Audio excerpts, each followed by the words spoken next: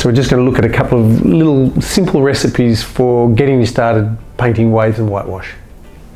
So I've got some phthalo blue, cad yellow light and white. I'm just kind of putting a indistinct line through the middle there, and I've got that same colour on a different brush. And I'm just kind of creating the impression of the light filtering through the surface of the water and creating the impression of it hitting the sand. And to make that water shallower, all I'm doing is adding a little bit more cad yellow light and some white. And this is part of a process of building layers on top of one another. So I've got some burnt umber here, and it's kind of a dry brush, and I'm just softly putting that line through there. I don't want it too strong. So I've just mixed up some French ultramarine, phthalo blue and white, and I'm suggesting the sky being reflected on the surface of the water out here behind that wave. So if you want to flatten water, reflect the sky. Now I want that part to be a little bit steeper there, so I'm just going to run that up like that. And we should be starting to see the surface of the water. While I've got that colour there, start running that colour down the face of that wave a little bit like that, just to flatten out that part of the wave.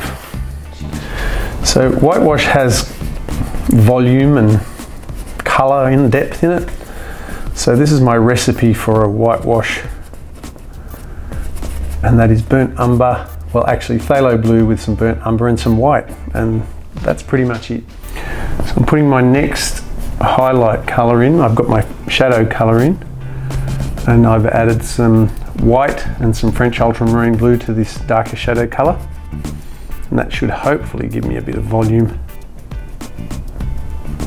And the next part of this recipe is quite simple. It's just pure white, and I just come back and strategically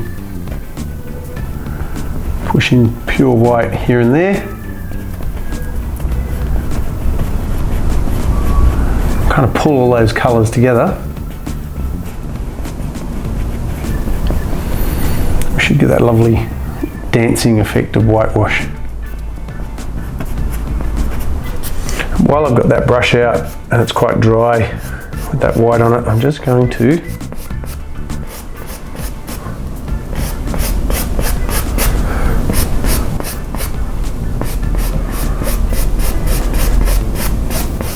put some reflections on the surface of the water there.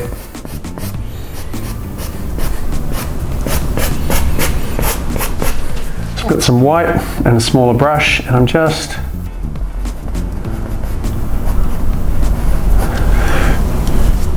going to create that illusion of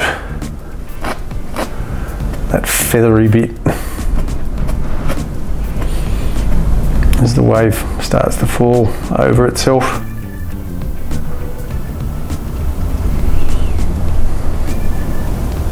While I've got this white out, I'll just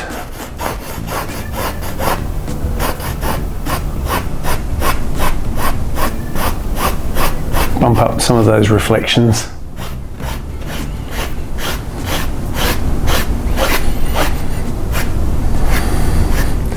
So that was a very basic recipe for waves and whitewash. It'll get you out of trouble. It's not the whole picture, of course, but it'll get you started.